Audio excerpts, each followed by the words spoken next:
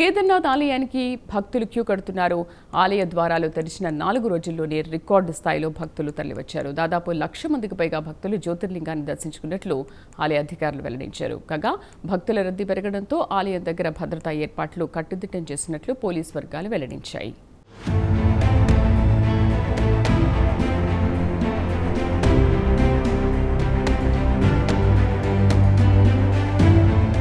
కేదార్నాథ్ ఆలయం భారత్లో ఉన్న ప్రముఖ శైవ క్షేత్రాల్లో ఇదొకటి. ఈ నెల 22న కేదార్నాథ్ ఆలయం తిరిగి తెరుచుకుంది.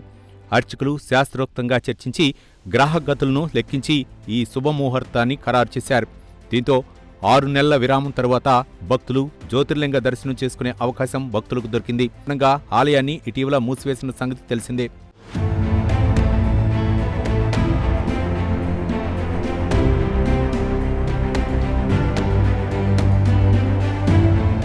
కాగా కేదార్నాథ్ ఆలయానికి భక్తులు పోటెత్తుతున్నారు.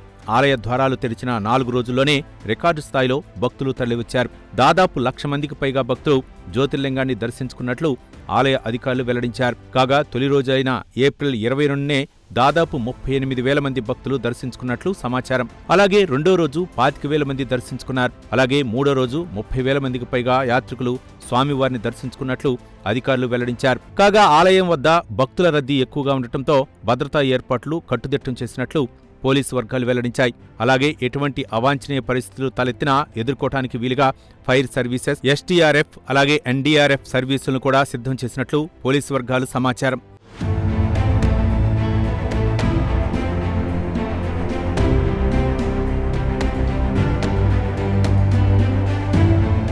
ఇదిలా ఉంటే ఉత్తరాఖండ్లో జరుగుతున్న చార్ధామ్ యాత్రలో ఒక సన్నివేశం అందర్నీ ఆకట్టుకుంది. ఉత్తరప్రదేశ్కు చెందిన 2 సోదరులు తమ తల్లిని డోలీలో భుజాలపై మోసుకుంటూ కేదార్నాథ్ ఆలయానికి తీసుకువెళ్లారు. జీవితంలో ఒక్కసారైనా కేదార్నాథ్ ఆలయాన్ని సందర్శించాలన్న తల్లి కోరికను తీర్చడానికి ఈ యాత్ర చేపట్టినట్లు సోదరులు వెల్లడించారు. కాగా ఉత్తరప్రదేశ్ నుంచి కేదార్నాథ్ ఆలయానికి రావడానికి తమకు 3 నెలల 24 రోజులు పట్టిందన్నారు సోదరులు.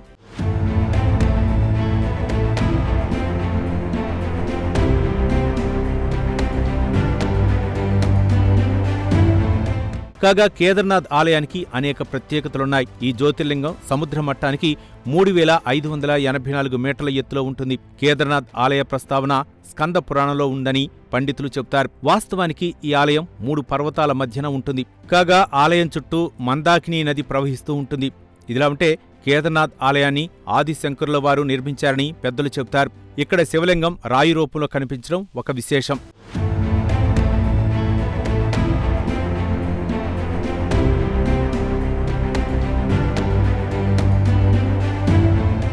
కాగా కేదార్నాథుణ్ణి దర్శించుకోవటానికి ప్రతి ఏడాది దేశ విదేశాల నుండి పెద్ద సంఖ్యలో భక్తులు వస్తుంటారు. అలాగే విదేశీ పర్యాటకులు కూడా భారీ సంఖ్యలో వస్తుంటారు. ఇదిలా ఉంటే ఆలయ ప్రాంగణంలో మొబైల్ ఫోన్ల వాడకాన్ని ఆలయ కమిటీ పూర్తిగా నిషేధించింది. ఆలయ పవిత్రతను కాపాడటంలో భాగంగా ఈ కీలక నిర్ణయం తీసుకున్నట్లు ఆలయ కమిటీ వెల్లడించింది. అంతేకాదు భక్తుల దర్శనానికి ఎటువంటి ఇబ్బంది కలగకుండా ఉండేందుకు కూడా మొబైల్ ఫోన్లపై నిషేధం విధించినట్లు ఆలయ కమిటీ పేర్కొంది.